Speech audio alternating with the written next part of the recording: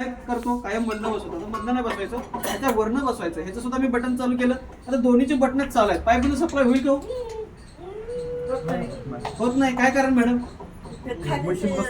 Button सगळे चालू आहेत ना, बटन चालत तर पाहिजे ना. कसं बटन मग ते तुम्ही सुरक्षा लॉक दिली कशासाठी? त्याचा उपयोग काय? ते सांगतो ना सर मी पुढं. पण आपल्या घरामध्ये रेग्युलर असेल तर बटन चालू केल्यावर व्हायलाच पाहिजे ना चालू. माझ्या इथे येतोय का बघा गॅस? नाही. ही तुझी तिसरी सुरक्षा. आता हीच पाईप मी तर शेगडीला जोडतो, ही शेगडीला जोडली, शेगडीचं बटन सुद्धा मी चालू केलं. आता सगळी बटन सर चालू आहे. शेगडी पेटायला पाहिजे का नको? पेटायला पाहिजे. बघा बरोबर पेटते का मग? नाही पेटत. ते मला माहिती आहे मॅडम, तुम्हाला माहिती आहे का? आपल्या घरामध्ये रेग्युलेटर, तुम्ही घरामध्ये रेग्युलेटर बसवला, बटन चालू केला, सगळं कनेक्टिंग असते शेगडीला, लगेच शेगडी चालू करता का नाही? हीच पद्धत आहे ना इथं. आता बघा इथं सगळं चालू आहे तरी हे चालू होत नाही. कारण काय सर, ह्याला आणखीन एक परमिशन द्यायला लागते. परमिशन कशी द्यायची? हे घड्यासारखा डायल दिसतंय तुम्हाला, त्या डायल मध्ये काळा काळा दिसतोय. कुठे आहे होता? लालच्या खाली, पूर्ण लालच्या खाली. मला सर 2 वेळा प्रेस करावा लागतो. तो काळा काटा कुठे जातोय? 1 2 काटा पुढे गेला का? काटा वर गेला. त्याचा अर्थ सर तुमचा इथे गॅस अप्लाय चालू झाला. आता सगळ्यात महत्त्वाचं सर, आतापर्यंत आपल्याला गॅस सिलेंडरचं वजन करून मिळालं नाही, बरोबर आहे? तिथे सर आपल्या गॅस सिलेंडरचं वजन सुद्धा होतं मॅडम. त्यावेळी तुम्ही मशीन जोडून त्याला 2 वेळा प्रेस करताय, इथला लालवरचा काटा पूर्ण इथं काटोपण हिरवर जातो. त्यावेळी समजा आपली टाकी फुल्ल भरून आली आणि जसं जसं तुम्ही सिलेंडरचा वापर करत जाणार आहे तसं तसं तो काटा खाली झाला. म्हणजे निम्म्यावर गेला, निम्मी झाली, लालवर गेला, 2-4 दिवसात संपणार आहे आणि पूर्ण खाली गेला की तुमचं सिलेंडर संपलं. आपल्या गाडीच्या पेट्रोल सारखं, म्हणजे लक्षात बी येणार त्याच्यावर. आपल्या गाडीच्या पेट्रोल सारखं. म्हणजे आपण काय करतो सर, टाकी आपली फुल केली की काटा काटोकट जातो, मीटर लक्षात येणार. आणि आपण जसं गाडी पळवत जाणार तसा काटा खाली जायला लागतो. म्हणजे लालवर गेला तुम्ही, ई वर गेला की तुम्हाला लगेच सांगतो की बाबा सिलेंडर संपणार आहे, तुम्ही लगेच पेट्रोल ओतताय. त्याच्यामुळे सुद्धा हा लालवर गेला इथे समजून जायचं 4 दिवसात सिलेंडर संपणार आहे, पुढचं सिलेंडर तुम्ही बुकिंग करून ठेवू शकता. आता इथून पुढे तर मेन काम चालू होते. आपल्या घरामध्ये दुर्घटना कशा पद्धतीने घडतात बघा. तुम्ही काय करताय मॅडम, सकाळी शेगडी पेटा जाताय, बरोबर आहे? शेगडी पेटा गेल्यानंतर तुमची इथं पाईप वगैरे लिकेज असते किंवा उदाहरण वगैरे कुरतडले असते. कुठल्याही कारणाचं तुमच्या घरामध्ये पाईप वगैरे लिकेज आहे पण तुम्हाला माहितीच नाही. तुम्ही पेटवा जाताय शेगडी, आणि शेगडी पेटण्याऐवजी तुमच्या घरामध्ये इथं पाईपालाच अशी आग लागते. माझी जर तुमच्या घरामध्ये पाईपाला आग लागली तर अशा तुम्ही काय करू शकता मॅडम?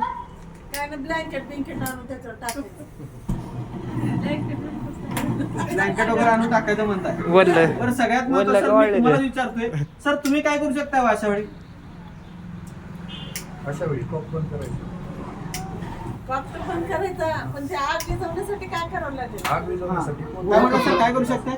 कॉक बंद करायचं. अजून ओला कपडा, कपडा टाकताय. अजून मॅडम सांगितल्यापासून ब्लँकेट टाकताय.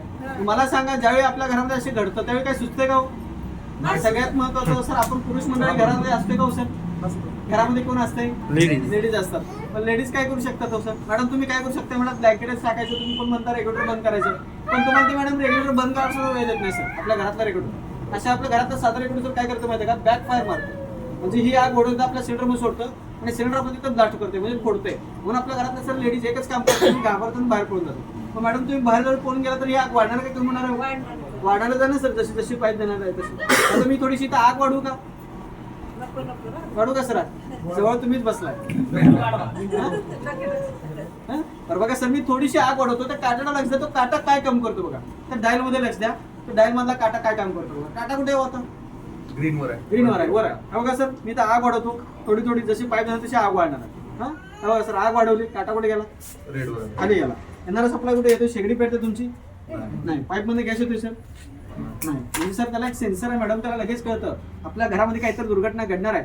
पूर्णपणे सर सप्लाय बंद करतं आणि आपलं घर गॅस सारख्या स्फोटापासून मॅडम सुरक्षित करतं.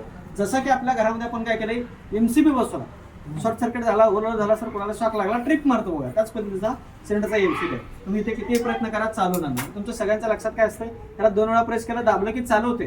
तुम्ही काय करता, याला प्रेस करताय, तर चालू होते का? का होत नाही चालू? हा, इथे लिकेज आहे. हे लिकेज आपल्याला कोणाला माहिती आहे का मॅडम? माहिती आहे कोणाला? नाही, कोणालाच माहिती झालं सर, कोणाला त्या मशीन आहे. काय म्हणतो, जोपर्यंत तुम्ही हे लिकेज काढत नाही तोपर्यंत मी सप्लाय करत नाही म्हणतो. आता आपल्याला हे लिकेज काढायचं आहे. हे मी लिकेज काढतोय, लिकेज काढलं, परत मी ही पाईप इथं जोडतोय, परत पाईप मी इथं जोडली, परत तुम्ही हे चालू करा, चालू होते का? नाही, कारण काय तिथं प्रेस करावं लागतं. आपल्या घरामध्ये सुद्धा MCB सर, शॉर्ट सर्किट झालं किंवा ओव्हर झालं, वायर वगैरे जळाली, आपण वायर फक्त व्यवस्थित केली, तुम्ही लगेच लाईट चालू करा बघता, लाईट चालू होणार आहे का? कारण काय, मेन स्विच बंद आहे MCB. तसंच याला सुद्धा मी काय केलं, तो प्रॉब्लेम सॉल्व्ह केला सर. इथं चालू केलं, त्याला परत प्रेस केलं की तुमची सर शेगडी इथं चालू झाली. हा तर दुसरी दुर्घटना सर आपल्या घरातल्या महिलांना सवय असते. मॅडम तुम्हाला सवय असते किचन कट्टा असून वरून स्वयंपाक जमत नाही. शेगडी तुम्ही वर खाली करताय मॅडम, बसून स्वयंपाक करता सर आपल्या घरात राहिले. मला सांगा सर शेगडी त्यांनी वर खाली करा असताना शेगडीची इथून जर पाईप निघाली तर काय होणार आहे सर? शेगडी बंद असताना शेगडी बंद असताना पाईप निघाली तर काय होणार? 10 वर्ष आपण सर पाईपा बदलत नाही. बघा गॅस बाहेर पडणार, लिकेज येणार. आणि काही लोक म्हणतात पाईप निघूच शकत नाही. पण बघा ज्यावेळी सर आपण पाईप ती बसवलेली असते नवीन, त्यावेळी गच्च आणि मॅडम टाईट बसलेली असते. तीच तुम्ही 6 महिने 1 वर्षानंतर बघा तीच पाईप ढिल्ली होते सर, गोलगोल फिरते. तुम्ही शेगडी जसं वर खाली कराल तसं ढिल्ली झाली असते. मग त्याच्यामुळे सर 10 वर्ष आपण पाईपा बदलत नसतात. पाईपा बदलत नसल्यामुळे किंवा काय तर कुठल्याही कारणासाठी पाईप निघते आणि कधी ना कधी निघते आणि आपल्या घरामध्ये स्फोट होतो. माशी शेगडीत म्हणून तुमची पाईप निघाली तर 100% स्फोट होणार. तुम्ही सांगितल्याबद्दल मॅडम गॅस बाहेर येतो म्हणजे गॅस लिकेज झाला चालू. बघा ज्यावेळी तुमची शेगडी अशी बंद असते तर पाईप निघाली तर सर सापासारखी फडफडणार आहे. 660चा स्पीड आहे, गॅस लिकेज व्हायला चालू होते. 660चा सर स्पीड आहे, सापासारखी ती पाईप फडफडणार आहे. आणि आपल्याच घरामध्ये किचनच्या बाजूला काय हो काय असतं सांगा? मंदिर आहे. त्या मंदिरामध्ये सर दिवा असतो 24 तास पेटून, आणि दुसरे असते सर अगरबत्ती, आणि तिसरा असते सर लाईटच्या स्पार्क म्हणून. आणि त्या स्पार्कच्या मॅडम संपर्कात आला तर आपल्या घरामध्ये स्फोट निश्चित आहे. म्हणजे आपण कोणीच सर थांबू शकतो. आणि काही महिला सर एवढ्या इंटेलिजंट आणि एवढ्या हुशार आहेत मॅडम. तुमच्यापैकी पण काही जण असतील, तुमच्या घरातले पण सर काही जण असतील, त्यांनी काय करतात की शेगडी चालू असताना सुद्धा वर खाली करतात. मला सांगा सर आपल्या घरातले लेडीज चालू रनिंगमध्ये शेगडी वर खाली करत असेल आणि त्यावेळी जर शेगडीची पाईप निघाली तर मॅडम लगेच एका क्षणात ब्लास्ट होणार ना. कारण का इथनं पाईप निघायला इकडे आग आहे, इकडे लगेच पकडते आणि स्फोट होतो. मग मी पाईप काढू जाऊ सर? मॅडम पाईप काढू? इन्शुरन्स आहे तुमचा सगळ्यांचा?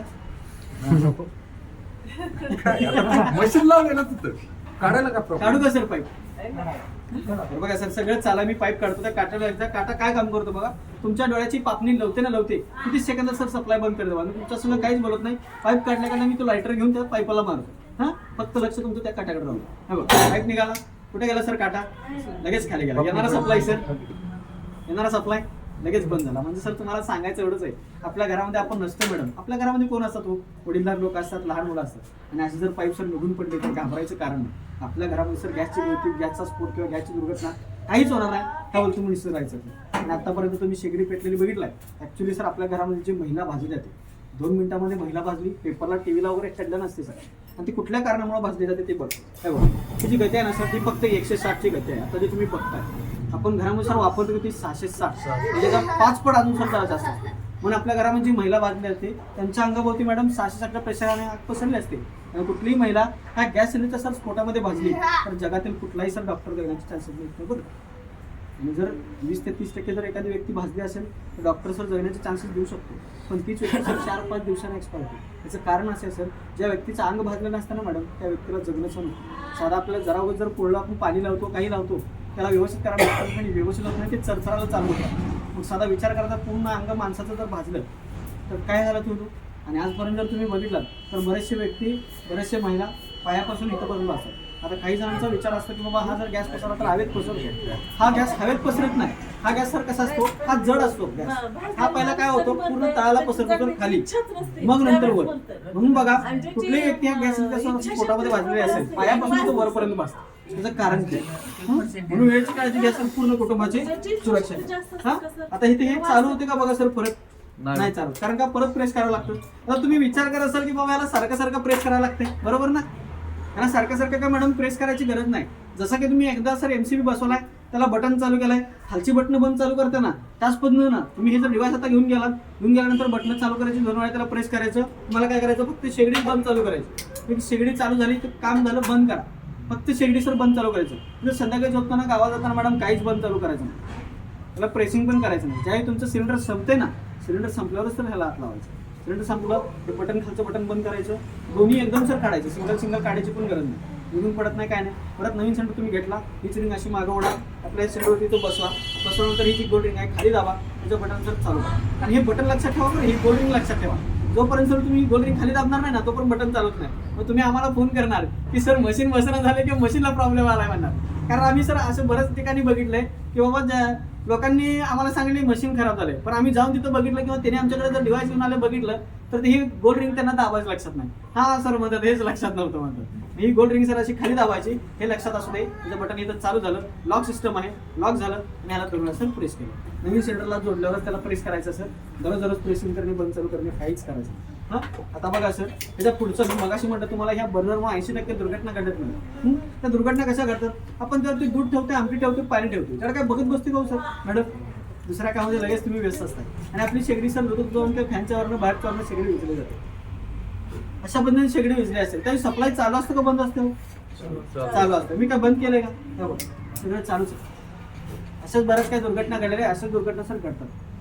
हां आता हे डिव्हाइस काय काम करायला लागलंय, मशीन काय काम करायला तुम्ही बघायला लागलाय. आता या मशीनच्या फॅसिलिटीबद्दल सर 2 मिनिटं बोलतो. हे जे मशीन आहे सर हे आपल्या भारतातच बनलेलं आहे, कुठल्याही बाहेरच्या कंपनीचं कारण याला पेटंट केलंय. पेटंट करून आंतरराष्ट्रीय ISO मानांकन दिलं आहे. ISO मानांकन देऊन UL-ARAI जी मोठी स्फोटक कंपनी आहे, ज्या स्फोटक कंपनीच्या लॅबमधून सर तुम्ही एखादी बाईक आता 2 व्हीलर वगैरे तुमच्या असतील, 4 व्हीलर तुम्ही घेतला असेल. आता त्या रस्त्यावर जेवढे तुम्ही गाड्या सर पळताना बघताय त्या गाड्या पूर्णपणे ऑटोरिसर्च मिळालेल्या कंपनीच्या सर लॅबमध्ये टेस्ट झाल्याशिवाय शोरूममध्ये येत नाही आणि शोरूममध्ये आल्याशिवाय सर आपल्या हातात दिली जात नाही. त्या कंपनीच्या लॅबमध्ये सर टेस्ट व्हायला मशीन. आपण टीव्ही मोबाईलवर कुठलीही वस्तू घेतो आपल्याला गॅरंटी किंवा वॉरंटी किती वर्षाची मिळते?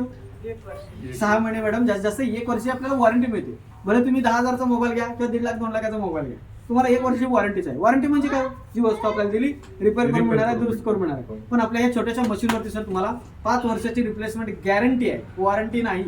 5 वर्षात खराब झालं सर काय झालं तुम्हाला पीस टू पीस बदलून मिळतोय आणि 30 वर्ष तुमच्या घरामध्ये सर ही मशीन टिकते. हां आणि 30 वर्ष तुमच्या घरात टिकून हे डिव्हाइस तुमच्या घरामध्ये सर वापरत असताना जर स्फोट झाला, आता प्रत्यक्षातच मी तुम्हाला 10-15 मिनिट दाखवायला लागलो सर, तुम्हाला वाटते का डिव्हाइस वापरत असताना स्फोट होईल? वाटतंय सर मॅडम? वाटतंय नाही ना? 100%.